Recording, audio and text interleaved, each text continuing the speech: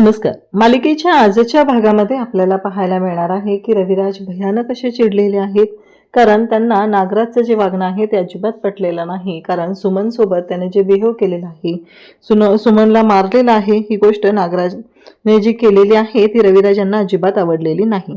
तेव्हा रविराज म्हणतात की एक गोष्ट लक्षात ठेव, यांनी कोणी ॲक्शन घेतले न घेतले मला फरक पडत नाहीये, पण मी तुझ्यावर ॲक्शन घेणार आहे. एकदा सुमन सापडू दे, मग सांगतो तुला काय करायचं आहे ते.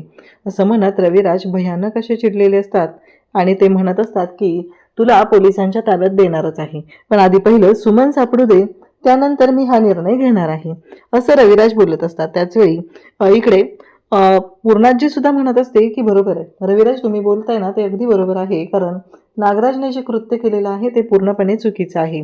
त्यानं असं कृत्य करायची गरज नव्हती, असं इकडे पूर्णाजी सांगत असते. कारण पूर्णाजीला सुद्धा ही गोष्ट पटलेली नाहीये. ज्या पद्धतीने नागराज वागलेला आहे, त्याने जे काही केलेलं आहे ते अजिबात पटलेलं नाही. म्हणून पूर्णाजी सुद्धा चिडलेली असते आणि ती बोलत असते. इकडे रविराज म्हणत असतात की आत्तापर्यंत भाऊ म्हणून तुझ्या सगळ्या चुका पाठीशी घालत आलो, पण तू अशा पद्धतीने वागशील असं स्वप्नातही वाटलं नव्हतं. कारण जेव्हा तू काही करतोयस तेव्हा मला संशय असायचा, पण स्वतःच्या बायकोबद्दल असं काही केलं असेल याची मला कधीच कल्पना नव्हती. आणि मग रविराज, अर्जुन त्याचबरोबर सायलीला म्हणू लागतात की तुम्ही याआधी का सांगितलं नाहीये मला. कारण रविराज यांना सुद्धा पटलेलं नाहीये की अर्जुन सायलीने पण ही गोष्ट का लपवून ठेवली, आमच्यासमोर ही गोष्ट यायला हवी होती असं त्यांना वाटत असतं. परंतु जे झालेलं आहे ते आहे असं म्हणत आता रविराज पुढच्या गोष्टी काय करायच्या आहेत याबद्दल विचार करत असतात.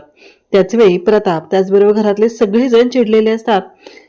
नागराजने जे कृत्य केलेलं आहे त्या कृत्याची शिक्षा त्याला झाली पाहिजे, कारण त्याने ज्या चुका केलेल्या आहेत, चुका म्हणण्यापेक्षा घरातल्या आपल्या बायकोला अशा पद्धतीने जी वागणूक दिलेली आहे ती अजिबात पटलेली नसते आणि म्हणून तर घरातले सगळेजण चिडलेले असतात.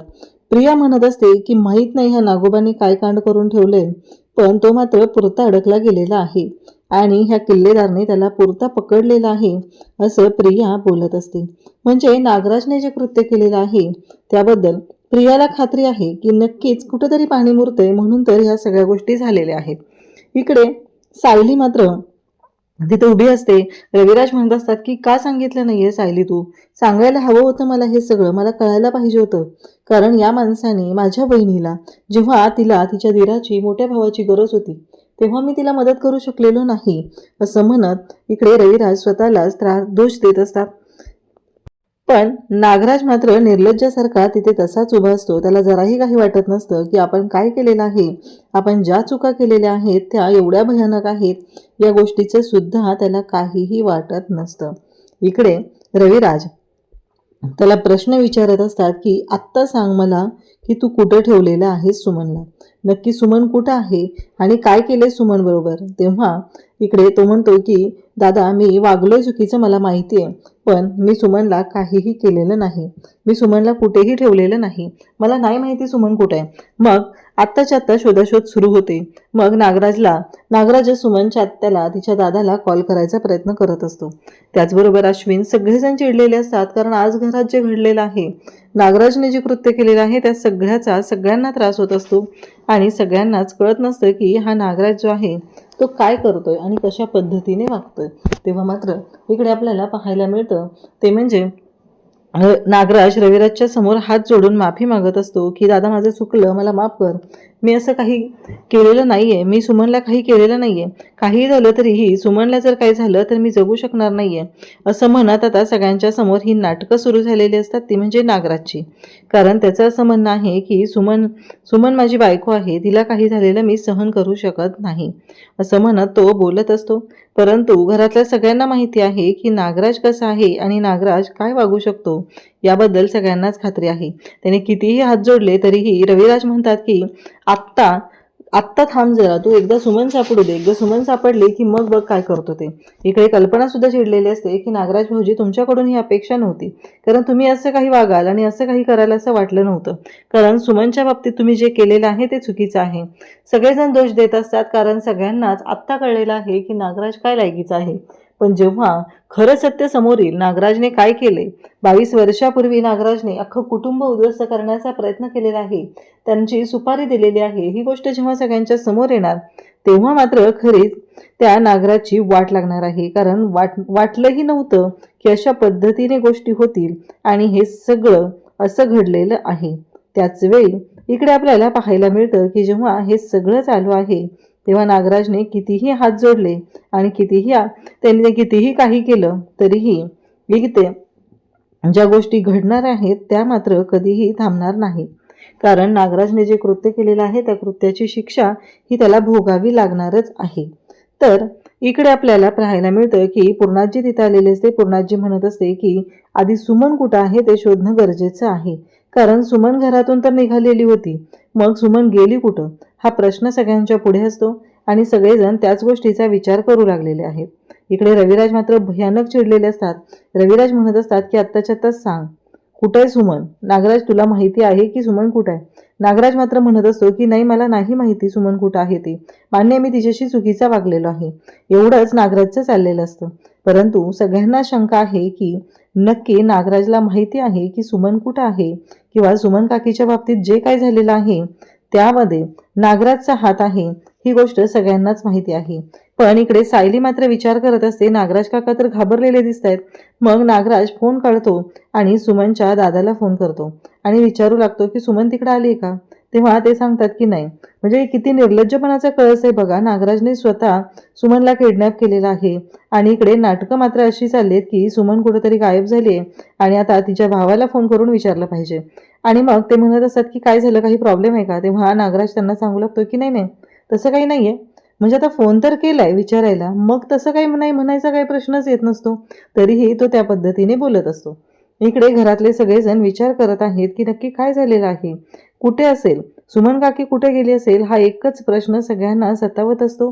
कारण असं काय झालेलं होतं. कारण इकडे पार्टीला यायला निघालेली सुमन काकू, पण सायलीने जर वेळेवर फोन उचलला असता तर सुमन बरोबर तिला अपडेट देणार होती. सायलीने फोन उचललेला नाही आणि आता सगळीकडे शोधाशोध सुरू झालेली आहे.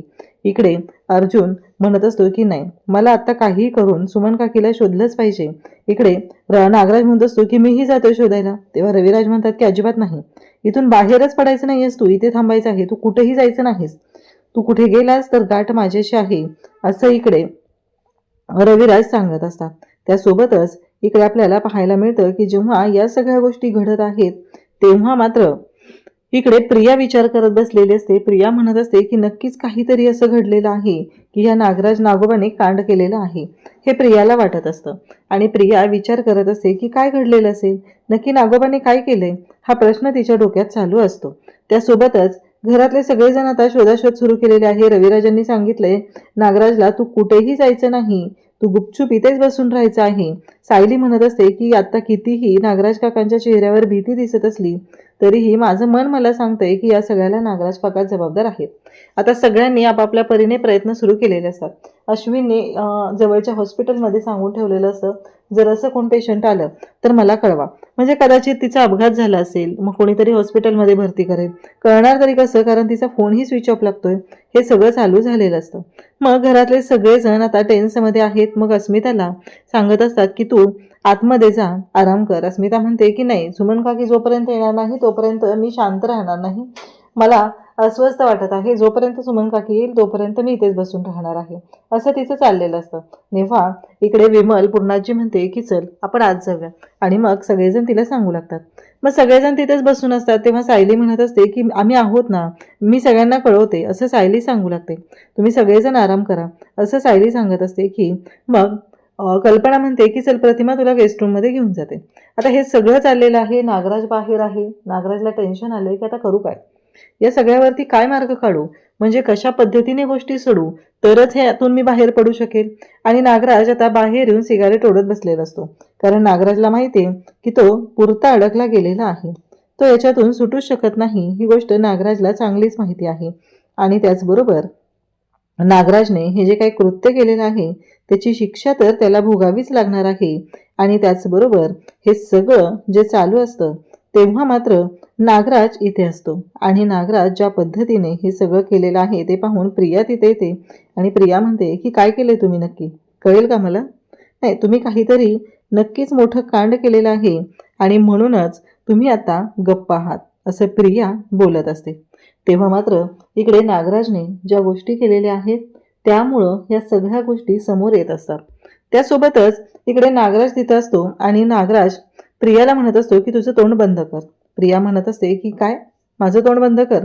कसं आहे माहिती आहे का, मला माहिती आहे म्हणजे तुम्ही महिपतला किडनॅप केले हे मला माहिती आहे, पण सुमन काकीला का किडनॅप केलं आणि तुम्ही हे जे काही केलेलं आहे ना त्याची शिक्षा तुम्हाला भोगावी लागणार आहे. तेव्हा मात्र खूप राग आलेला असतो नागराजला. नागराज म्हणतो की तोंड बंद करायचा, माझ्यावरती अरेरावी करायची नाही, असं म्हणत नागराज इकडे प्रियाला ओरडत असतो. कारण नागराजला माहिती आहे की प्रियाने काय कांड केलेलं आहे. प्रिया म्हणत असते की हे जी अरेरावी आहे ना ही माझ्यावरती दाखवायची नाही. तुम्ही जी माझ्यावरती अरेरावी दाखवताय त्याचा परिणाम तुम्हाला भोगायला लागणार आहे. कारण तुम्ही जे काही कृत्य केलेलं आहे त्याची शिक्षा तुम्हालाच भोगावी लागणार आहे. नाहीतर मी त्या अर्जुनला आणि किल्लेदारला जाऊन सगळं तुमचं कारस्थान सांगणार आहे, तुम्ही काय काय केलेलं आहे. कारण तुमची कुंडली बाहेर करायला मला वेळ लागणार नाही, असं प्रियाचं बोलणं असतं. आणि प्रियाने सरळ सरळ आता इकडे नागराजला धमकी दिलेली असते. दुसऱ्या दिवशी सगळेजण उठलेले असतात, तयारी सुरू झालेली असते. अर्जुन आलेला असतो आणि अर्जुन म्हणत असतो की सिनियर काहीच पत्ता लागलेला नाहीये. तेव्हा रविराज म्हणत असतात की अर्जुन हे सगळं काय झालंय, म्हणजे सुमनच्या बाबतीत काहीतरी कळायला हवं होतं रे, सुमनच्या बाबतीत आपल्याला काही समजलेलं नाहीये. तेव्हा अर्जुन म्हणत असतो की सिनियर काळजी नको करू, इन्स्पेक्टर सावंत आहे ना ट्रेस करतायत, अजून त्यांना ते ट्रेस झालेलं नाहीये. त्यांना एकदा का लोकेशन ट्रेस झालं की आपल्याला बरोबर कळेल की पुढे काय करायचं आहे, असं इकडे अर्जुन सांगत असतो. तेव्हा मात्र इकडे रविराज म्हणत असतात, पण अर्जुन म्हणत असतो की हो तुम्ही तिकडे जा आणि घरी थांबा, कारण तिथे जर सुमन काकी आली तर कोणीतरी असलं पाहिजे ना तिच्या मदतीला. तेव्हा मात्र रविराज म्हणत असतात की नाही, काहीही झालं तरीही मी नाही जाणार आहे इथून, असं रविराजांचं म्हणणं असतं. तेव्हा मात्र इकडे कल्पना त्याचबरोबर प्रतिमा सगळेजण तिथं असतात. सायलीने सगळ्यांसाठी नाश्ता बनवलेला असतो. सगळेजण सायलीला म्हणत असतात अगं रात्रभर तुझं जागरण झाले आणि हे काय. तेव्हा सायली म्हणते सगळेजण थोडं थोडं खाऊन घ्या, परंतु सगळ्यांचं असं म्हणणं असतं की नाही आमच्या घशाखाली घासच उतरणार नाही. तेव्हा मात्र सायली सगळ्यांना समजवत असते असं कसं, सुमन काकी येणार आहे आणि आपण सुमन काकीला आणणार आहोत शोधून, काही झालं तरीही. आणि मग इकडे अर्जुन म्हणत असतो की मी सायलीला सोबत घेऊन जातो, कारण माझ्याकडून जर विसरलं तर सायली तुम्हाला अपडेट देत राहील, असं अर्जुनचं म्हणणं आहे. आणि मग सगळेजण म्हणतात की ठीक आहे. मग अर्जुन आणि सायली आता जाणार असतात. पुन्हा शोध सुरू होणार असतो. नक्की सुमन काकीच्या बाबतीत काय झाले, ती कुठल्या संकटात तर सापडलेली नाहीये ना, ह्या सगळ्या गोष्टींचा विचार सुरू झालेला असतो. आणि इकडे सगळेजण असतात, रविराजांना समजवत असतात. अर्जुन म्हणत असतो की एकदा का आपल्या हाती त्यांचं लोकेशन मिळालं की मग आपल्याला बरं पडणार आहे. शोध कुठून सुरू करायचा हे कळत नाहीये, कारण ऑलरेडी सगळं मार्केट वगैरे सगळ्या गोष्टी शोधून झालेल्या आहेत, पिंजून झालेल्या आहेत. आणि इकडे सगळे काळजी करत आहेत की काय झाले नक्की, कारण सुमन अशी कधीच कोणालाही न सांगता कुठं गेलेली नाही. मग अशी कोणती गोष्ट घडली ज्याच्यामुळं सुमन काकी आज इथं आलेली नाही आणि सुमन काकीच्या जीवाला धोका निर्माण होऊ शकतो. नागराज मात्र दरवाजाच्या बाहेर उभा असतो आणि यांचं सगळ्यांचं जे काही बोलणं चाललेलं आहे ते शांतपणे ऐकत असतो. कारण त्याला माहिती आहे की एकदा का हे जर सुमनपर्यंत पोहोचले तर महिपत यांच्या हाती लागायला वेळ लागणार नाही, ही गोष्ट नागराजला चांगलीच माहिती आहे. म्हणून तर नागराजला आता भीती वाटत असते आणि नागराज यांच्यावरती बारीक लक्ष ठेवून असतो. तेवढ्यात अर्जुन म्हणतो की इन्स्पेक्टर सावंतांचा मेसेज आलेला आहे आणि त्यांनी लोकेशन पाठवलं. मग सगळे एकत्र येतात, लोकेशन नक्की कोणतं आहे याचा विचार करत असतात. आणि त्याच वेळी मग ते लोकेशन जे आहे ते रविराज म्हणतात की अरे हे तर वेशीबाहेरचं लोकेशन आहे आणि इथे सुमन कशी काय गेली, नक्की काय झालेलं आहे, असं रविराजांना प्रश्न पडलेला असतो. आणि रविराज विचारू लागतात. तेव्हा अर्जुन म्हणतो की नाही माहिती. मग आता अर्जुन, सायली त्याचबरोबर सगळेजण जायला निघालेले असतात. इकडे नागराजने एक कांड केलेला असतो की सुमनचा फोन त्याने स्विच ऑफ केलेला असतो, परंतु जेव्हा मात्र सुमनचा फोन स्विच ऑफ झालेला आहे ते लोकेशन तिकडचंच आहे ही गोष्ट नागराज विसरलेला असतो. आणि त्याचबरोबर इकडे आपल्याला पाहायला मिळतं ते म्हणजे हे सगळं जे काही घडत आहे त्यामुळं आता अर्जुन इन्स्पेक्टर सावंतांना कॉल करतो आणि आम्ही निघतो इकडून, तुम्हीही येत आहे ना, असं तिकडे विचारू लागतो. तेव्हा मात्र इन्स्पेक्टर सावंत म्हणतात की हो नक्की. आता इकडे पूर्णाजी घरातले सगळेजण टेन्शनमध्ये आहेत, पण काहीही झालं तरीही आत्ता आपल्याला शोध घेणं गरजेचं आहे आणि सगळेजण तयारीत आहेत. कुठे जायचं, कुठून सुरुवात करायची हे ठरलेलं असतं. परंतु आता यांना कळलेलं आहे, नागराजला कळलेलं आहे की यांना लोकेशन मिळालंय, तर हे त्या लोकेशनवर जर पोहोचले तर मी पुरता अडकलं जाणार आहे, कारण तिथे महिपतही आहे. आता नागराज इकडे प्रियाला फोन करतो आणि प्रियाला म्हणू लागतो. प्रिया म्हणते, बोला, काय मदत पाहिजे? कारण प्रियाची नाटकं आता सुरू झालेली असतात. प्रियाला माहिती आहे की नागराजला मदत हवी आहे आणि आपण नागराजला मदत केली तरच आपला फायदा होणार आहे. कारण प्रियाने सांगितले, आपण दोघांनी भांडत राहण्यापेक्षा आपण एकमेकांची मदत केली तरच आपल्या बाबतीत काहीतरी चांगलं घडू शकतं, असं प्रियाने नागराजला सांगितलं. आता महिपतला शिफ्ट करायचं आहे आणि त्या गोष्टीसाठी प्रियाची नागराजला मदत हवी आहे असं नागराजने सांगितल्यानंतर प्रिया घरातून बाहेर पडत असते. परंतु प्रियावर लक्ष ठेवून इकडे पूर्णाजी आहे. सायली अर्जुन बरोबर त्या अड्ड्यावर पोहोचलेले आहेत, अगदी वेळेवर पोहोचलेले आहेत. परंतु जेव्हा सायली अर्जुन तिथे पोहोचलेले आहेत आणि बरोबर ज्या ठिकाणी सुमनला आणि महिपतला ठेवलेलं आहे त्या ठिकाणी सायली अर्जुन तिथे पोहोचलेले आहेत आणि तिथे पाहत आहेत. आता नक्कीच सायली अर्जुन येण्याआधी नागराजने शिफ्ट केलेलं असेल का नागराजचा पूर्ण पर्दाफाश होईल हे आपल्याला पुढे पाहायला मिळणार आहे. अशाच अपडेटसाठी चॅनलशी कनेक्ट राहा. थँक्यू.